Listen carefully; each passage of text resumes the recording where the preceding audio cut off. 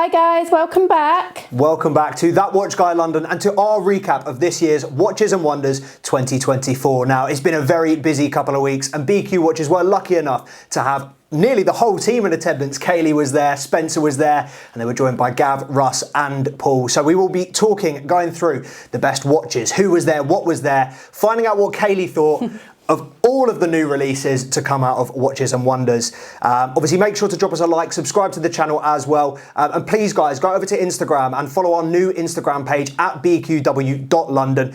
We will make sure the link is in the description below.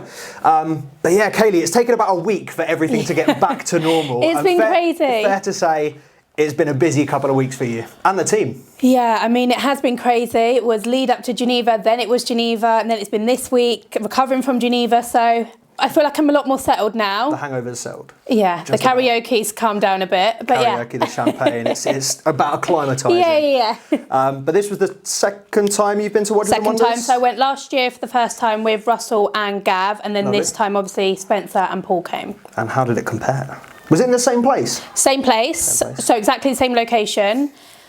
In my opinion, I don't know if it's because last year was my first year, so I was very wowed by everything, how big it was. Don't get me wrong, that hasn't changed, but I'd never been to anything like that. So for me, last year was better for me personally. Right. Not anything to do with the brands or anything.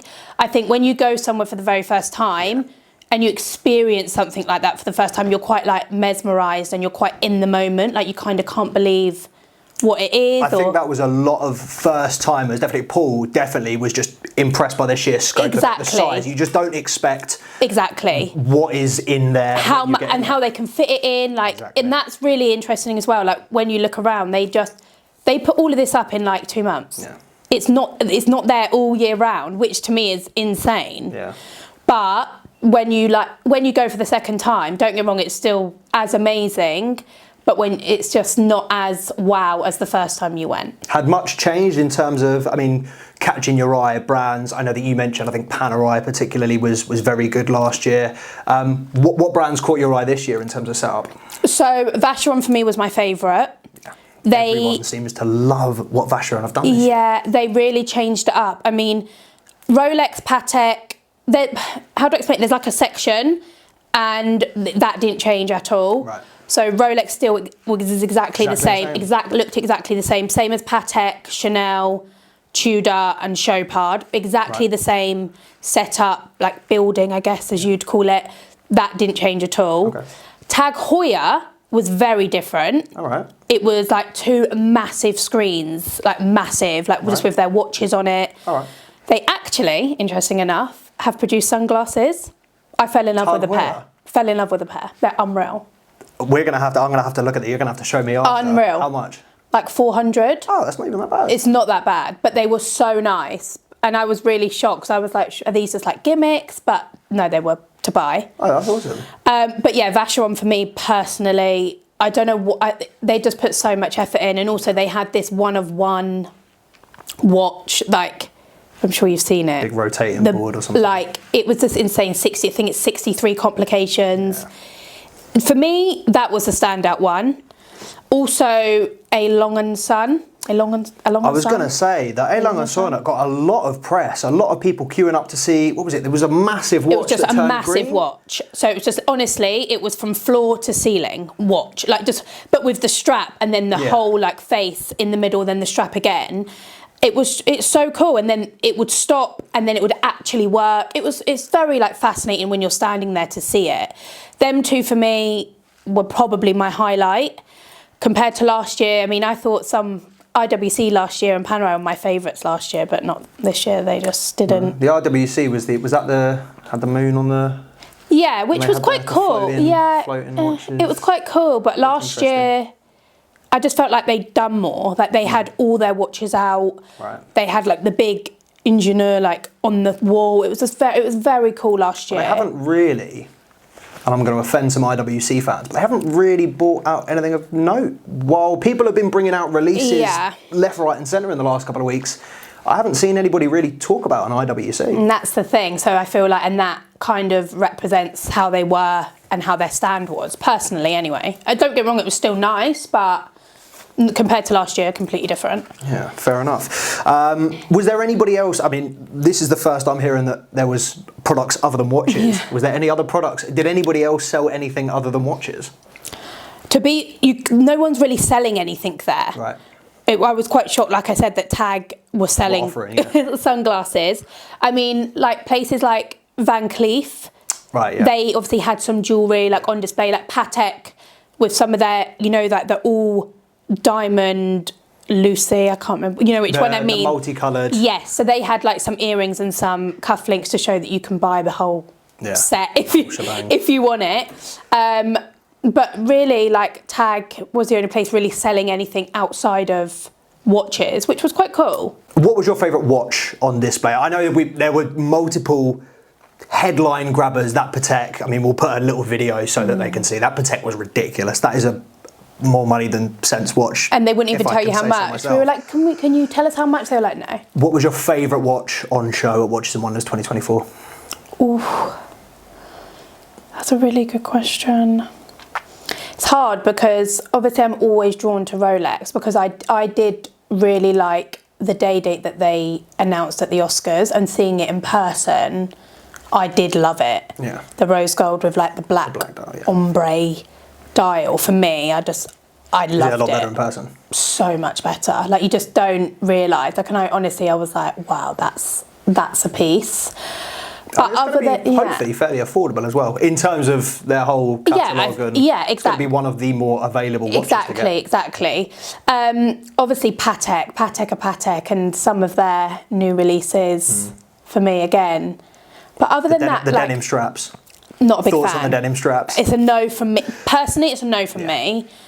Justin Timberlake and Britney Spears. Yeah, it's literally like 2000s. Like it's that we're trying to bring back. I don't understand, but listen, it's Patek. People are going to love it. People aren't going to love it. It's very different. It's quite cool to bring something like that out. It wasn't a bit of me personally, but I can also appreciate trying it. Yeah. I'm trying to think if there's another brand that, like a watch that like caught my eye. Did Tudor have the pink one there? I asked them. They didn't have it.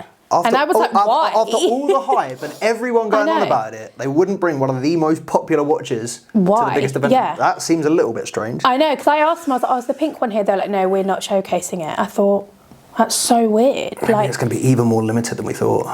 That's what I thought. Only because why wouldn't you bring it there? It's Watches and Wonders. You showcase everything there. Do you know what I mean? It's a bit of a shame as well, because it does seem to be one that is, it does seem Everyone's to be one talking that is about just, it. All the girls in the office want it. The girls, the boys. It seems to be the perfect, and maybe it's just because David Beckham's had it on and he's made it acceptable for the blokes, but it's definitely interesting. I know Josh was adamant that he would never wear a pink watch, but I'd wear it. I'd wear it. Now, you mentioned obviously the Rolex releases. Now, Rolex tend to dominate the news, the headlines. They have done for the last couple of weeks, all the way from the Oscars. They slowly fed through some leaks, and then last week we got a full look at the new catalogue. We all made our predictions, but no Sprite discontinuation, no Pepsi discontinuation, no new Milgauss like we expected. What were you, obviously I know you mentioned the Oscars one, what do you think of the Rolex releases in general, and what's your favourite? I really like the GMT. The black and grey. I really like that. Seems to be growing on people. Yes.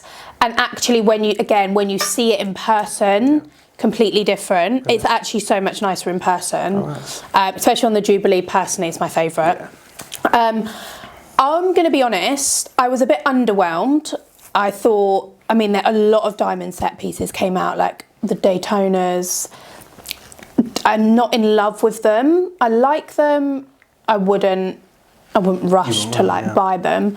Not that I can, but if someone was like 179 grand, right?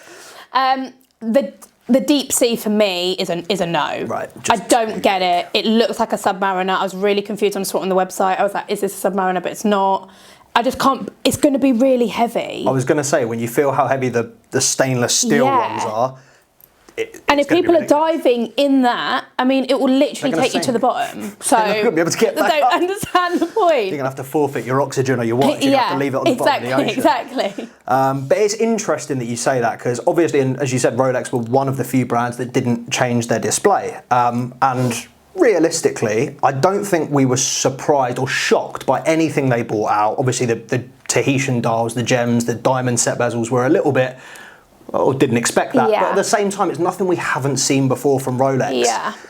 In terms of these big events, do you expect them to do a little bit more, or is it come to a point where with Rolex, they know what the fans are expecting, they know what's going to sell, they could just put out the same stuff? Yeah. I think when you look at the brands like Tudor, Rolex, Patek, I'm only saying that because their stores didn't change at all. They know, like, this is us. They might change, like last year Rolex had it was go through back through the ages of the Daytona, like a little walkthrough thing. This year they had the GMT because obviously they bought one back. People are still queuing. It's still a 2-hour queue just to go and see that. So it's less of a case of laziness and more of a case of if it ain't work, broke, wide fix. Exactly. There's no point. They know what they're doing. They don't need to change it to attract people because at the end of the day, they're Rolex, they're Patek. Exactly. They could have the tiniest stall and people would still be queuing for hours just to see it. So for them, they're like, why? We don't need a big display we just don't need to. Just keep it as it is. It's worked for them, so why would they change it? That's fair enough. I mean, I was hoping to see a few more out there, a bit of push the envelope watches, but at the same time, when you look at their DNA, what they've done over the last 50, 100 years, it's what we've got. The only thing I would say is, and we had this conversation in the office, and actually, I don't think anything's wowed us as much as the colourful OPs when they came out. Really? Yeah, like the Sprite on the left-handed Sprite, definitely, but I think Rolex to bring out them colours, especially the Tiffany, the pink, the red, it was very okay, this is a statement. Was Gav disappointed? Because I know he was buzzing when he saw the jigsaw piece. He loved the celebration dial. Yeah. Was he kind of hoping for a little bit more? I think Spencer said they didn't even show the off-catalogue pieces either. They never, no. So people, if you didn't know about the off-catalogue, you wouldn't even know that was a thing. So the Le Mans in the gold, no, it's not there for people to see. So they discontinued the white. Gutted about that, because I know that is up there with your favourite Rolexes, the Le Mans Daytona in white gold. Yeah. So are you a bit gutted you didn't see the yellow? Yeah, I know. It's funny because I thought they would have shown that, bearing in mind they just discontinued the white. Obviously the other off-catalogue pieces, I get it. But that one I thought, you surely just show it. Just so people can actually see what it looks like. Personally, I've seen a picture. I think it's very nice. I do still prefer the white gold. Personally, I love yellow gold, but I don't know what it is. I think just the way the way it goes for me on the white gold is 10/10. Yeah, it's interesting. But yeah, I think the fact that they made, and no one could even get hold of the Le Mans Daytona. It was a limited run at You were best. lucky if you got one. But how many do you reckon are in circular? Like 3 figures? Yeah. Not 4 figures? Less than 1,000 watches in existence? I don't know. Let us know. If you know how many Le Mans Daytonas in white gold are in circulation. Surely it's got to be more than 1,000. It has to be. I don't know. I mean, I'd assume so, but they just seem so hard. I don't know who's got one. I don't know anybody who's... I've only seen a couple of celebrities with them on. Yeah. We haven't seen one in a year. They don't really get offered much. I'd actually love to know the answer to that. That's quite interesting. I'd like to know if anyone knows it, actually. If you know, put it in the comments. And for all of those that have asked already, and I'm sure we're going to get loads more inquiries, we will, as soon as we get the new Rolex releases in, they will be on our Instagram. Yes. If you want to know when we're getting the new Rolexes in, whether it's the GMT, whether it's the Deep Sea, whatever you want, follow at bqw.london on Instagram. All the latest stock, announcements, content, everything gets announced over there. So make sure you go and follow the Instagram. But Kaylie, I imagine it was great to see everybody as well. Such an industry event. Obviously, we saw reconnecting with Nico, Roman. It's been a long time, and with those guys based all over the world. Great to see people. What was your highlight of the weekend?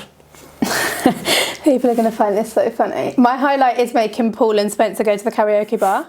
I'm not even joking. It is I'm footage not as joking. well, so if you haven't, go and check out Paul Thorpe's channel and watch the entire vlog because it is fantastic. Who knew that Russell had pipes like that? It's insane. I was like, you can't go to a karaoke bar and sing.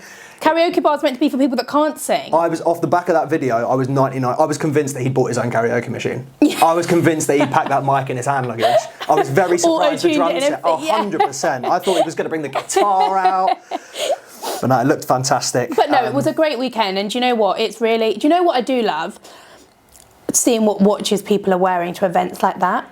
You've got everything from, I know it sounds silly, from an Apple Watch to a Richard Mille. Like you've got it all. I saw a lot of double handers as well. Everyone was wearing watches on both wrists, and I was like, this is insane. But if there's any way you can do it, it's watches. Do you know what I mean? It's Geneva, but yeah, it's watches and wonders. Yeah, do you know? So it was fantastic. What was the best watch you saw on someone's wrist then? A lot of Pateks. Any John Mayers? No, that caught my eye. Probably a Richard Mille. I just think you can kind of notice them. And yeah, they normally have the colourful straps, don't they? Exactly. Bright blue or bright But there was red. a lot of Pateks. I think people were like, "Oh, this is my time. Yeah. May as well wear it." Yeah, not surprised. They do love a good quality watch, the Swiss. But yeah, I mean, hell of an event. What event are we at next? Oh yeah, we've got Time London. Yes, it's creeping up. I looked at my wrist like I'm wearing a watch and not. It's creeping up. When it's Saturday, June the 15th. Yes, and that is. So it's less than 2 months away. Yeah, I tell you, things come by fast. From the creme de la creme in Switzerland to the creme de la creme of Wembley. Yeah. Make sure you join us then. We will put the description in the link in the description as well. Make sure you get your tickets, and if you have any problems, contact D. He is in control of everything. But yeah, we're looking forward to that. Not quite the scope of Watches and Wonders, but we're getting there. We've got some fantastic got to start brands. small to, do you know what I mean? Make it that big. And of course, we might not have Rolex AP Patek, but we will have our Rolex. Yeah, Patek. exactly. So we will have we'll pick the best of the best for you. And who knows, maybe we'll have a new release to show you by then. Maybe we'll have one of the new Rolexes. But it's a long way until then. Yeah. So obviously you said this was your second time. Last year was the first time. This year was the second time. But we did have a first time. We had a couple of first timers, but a surprising first timer, Spencer, has never been to Watches and Wonders before. So let's find out what he thought on his first time at Watches and Wonders. All right, so I spent over 20 years in the watch industry, and we finally managed to get you to your first Watches and Wonders. What were your thoughts? I mean, I know you've been to watch events all over the globe. What were your thoughts on Watches and Wonders? Amazing. I mean, the quality and what they show there really is incredible. I know a few of the fellow YouTubers, some people moaned about it. The only negative is you can't touch watches as much, but in terms of viewing and looking at things, photographing in Rolex and Patek is a bit difficult with the LED, the flicker. But for me, to see all the subs, steel, date, non-date, bimetal, blue, black, gold, the full range, I mean, look, I've seen a lot of watches over time, but even at times we don't have every single piece. To see the full range in all the colours was quite amazing. I thought it was very, very good. And again, from it, I came away and we spoke quite a bit about this. I said, for me, having seen everything laid out, some fantastic brands there. Vacheron, I think, phenomenal. Jaeger, they showed watchmakers and screens and what you could see, which I thought was very novel. And Dan, maybe next year might take you along, you never know. Oh, that was, I think you mentioned that to me, the Jaeger one, and that I think would be one of the most interesting And you displays. could play about with the parts or pick a screw up. And what people don't realise, same in a lot of businesses, they see the end product, they don't realise the work that goes into it. A bit like here, Dan. The craftsmanship, the manufacture, the time manufacture, but the thought, the design of what goes into it. It is just a massively underappreciated process from start to finish. Especially if something's so small. Yeah. Are you with me? You can't believe the amount of hours that go into something so small. But I was asked many a time there of what I thought. And for me, I think the best watch brand in the world, the best watchmaker, Patek. And if we mention, I think you put the video up of the rainbow. Yes. Yeah, the rainbow. Now the work in that is just immense. I think 770 stones of all coloured sapphires. I think it was 130 diamonds. Don't pick me up if I've got a few numbers wrong, but that's close. And the only thing that I think is a bit of a shame, so they're POA, and you can't even ask the price. What do you think about those? The denim strap Pateks? Is it something that isn't, I mean, obviously it's denim over leather, so it's not just not really for me. wearable. Not really for me, but you know what? It will still sell because you can't get them. Yeah, exclusivity. But the other thing I was asked, having seen it there, for me, Dan, the best watch brand in the world is Rolex. And you're going to say, why? And people say, what do you think? It doesn't matter what I think of this year. It doesn't matter what happens next year. And it doesn't matter what happened 3 years ago. What they do is timeless, dateless. And I know it seems a bit cliche to say timeless with a watch or Rolex. I'll tell you why. Nothing else, and I've worn many of Rolexes, as you know, like Pepsi, the subs, different ones. You never get bored of them. They never date. So think of what else you have in your wardrobe or your car or a motor, everything, or in your home. A kitchen, 10, 15 years, you change it. A bathroom, dates, you change it. Clothing, no one wears the same jacket. No one. But a Rolex watch, if you looked at the catalogue 50 years ago, it's not dissimilar today. Yes, they've enhanced it, but a Submariner from the 70s, you wouldn't wear it and think, oh, throw that in the bin, can't wear it, because it becomes vintage, it becomes timeless, it becomes classic, and more of the pieces disappear. So what I mean by that is, say there were 5,000, there's only maybe 500. So you're wearing something more unique. If you give someone money, they can buy a brand new Rolex. It's not easy to go and buy a vintage Submariner or a 5508, a 5512, a Paul Newman Daytona. So that's why, as time goes on, they become better. They're never out of date, never out of fashion, and never out of love. That's why that is the best watch brand in the world. Yeah, Kaylie and I did discuss it briefly, and I kind of leaned into it with a view of, you know, are they getting lazy? But at the same time, we ended on, if it's not broke, why fix it? You know, they have queues for hours, and Kaylie said they could make a booth this table big, just put their watches on there, and they'd still have a 3-hour queue of people coming to see what colourways, what the new Rolexes are. 100%. My only, I've got a couple of criticisms. Of late, the modern dials like the puzzle, I think those are things that are a bit more risque of what they're doing, like the celebration dials, and they could go out of date. But prior to that, nothing's ever gone out of date. And again, from a public point of view or a customer, the thing that upsets me, you can look on a car site, a motorbike site, we can all look at anything on the web. Off-market pieces, you can't look at on the web. I can't see any harm if they had the diamond set Daytona POA. Let someone look and say, well, I'd love to buy that. If I won the lottery, I'll buy that. Let them see it. What's the harm? In a bit of window shopping. Correct. Yeah. What's the harm? Like a Porsche or a Ferrari, you can see a 911 Turbo or a brand new Ferrari that might be £500,000, and let's face it, most of us can never afford that, but at least we can look, and it's a talking point at the pub or around dinner tables of talking of that piece and what you think is magnificent. Let people see it. Do you think that's Rolex developing as a brand themselves and that's how they've always been, or is that them feeding back off the customers and the market? I've no idea, but that's my only criticism. Right. Why withhold letting someone... You've got something now called the internet, you've got websites, it's free. So have you got your eye on that pink diamond set, the Barbie one, the Barbie Daytona? No, yeah, I mean, I saw that. But this is the thing, unless you saw it or a customer brought it in... You wouldn't know it existed. You wouldn't know it existed. Look, let's face it, social media, Instagram, Facebook, TikTok, it's going to get around. But let them see it from the brand itself, I think. Yeah, no, it definitely... I think it would have been nice, and considering that other companies do show the watches, why not? The Vacheron 63 complications, special watches, it is nice. Yeah, Vacheron stand again was great. I love. Everyone seems to really like not just the stand, but the releases this year. Everyone seems to be very impressed with the quality of the Vacheron watches. The patrimony on the Vacheron, and the blues and greens. Their colour is like no other colour. Yeah, the green is lovely. We've seen it here. We've photographed it. Amazing. Yeah, no, those greens. I really hope that we get some in soon. I think Kaylie as well. She was a big fan, but I know that she loves the green dial. She loves the yellow gold, the John Mayer Daytona as well. So I expect her favourite to change if and when that comes in.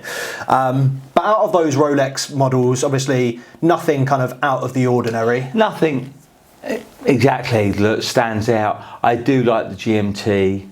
The black and grey. The black and grey on the Jubilee. Seems to be growing on a lot of people. Yeah. A lot of people But the thing sure. is, I know it never existed on the Jubilee. So the Jubilee, I know it's the new model. You have to look twice at the black and grey, but it's very understated. It's class. You know, I love that. Because that's obviously that's Yes. Oyster. Are you Jubilee over Oyster normally? I'm not. I'm Switch between the two. 50, Depends on your 50. mood on the morning. Exactly. Don't get me Fair wrong. enough. This is still great in Jubilee, but equally, there's nothing wrong with the Oyster. Yeah, fair enough. Was there anything else, I mean, watches aside, were there any other brands that caught your eye? Maybe, I mean, I know Kaylie and I spoke about a Lange & Söhne, had that massive floor-to-ceiling watch, which impressed everybody. I thought Lange & Söhne was amazing. Jaeger-LeCoultre, I thought, put a very good stand up. Yeah. Panerai, Tag Heuer. It's just great to see these things. You know, it's great to see.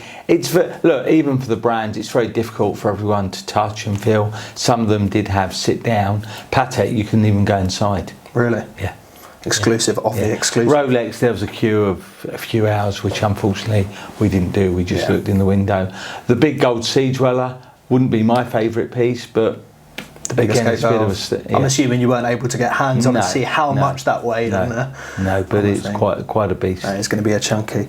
But yeah, I mean, the next event I believe we are in attendance at is obviously Time London, a bit closer to home. Time London, 15th and 16th of June. 15th and 16th, and then we're here on the 16th. We're going to have our array. And who knows, we might have a new release to show you by then, but no promises just yet. But yeah, first Watches and Wonders. I'm assuming there are going to be years more. ago, I can't remember it that clearly, I went to Baselworld, which again wasn't on that level, but was still quite special. Because I'm assuming it was the same brands at Baselworld, it was but the just same not brand. quite as big. Yeah, exactly, not quite as big, but of what they put on there, wow. Fantastic. Well, yeah, thank you very much for letting us know your thoughts on the first ever Watches and Wonders that you've been to. Thanks to everyone for tuning in this week. We will be back with more content for you this week, so keep an eye on the Instagram. Make sure to drop us a like, comment and subscribe to the channel if you're not already. And yeah, please follow at bqw.london on the Instagram, and we'll be back very, very soon.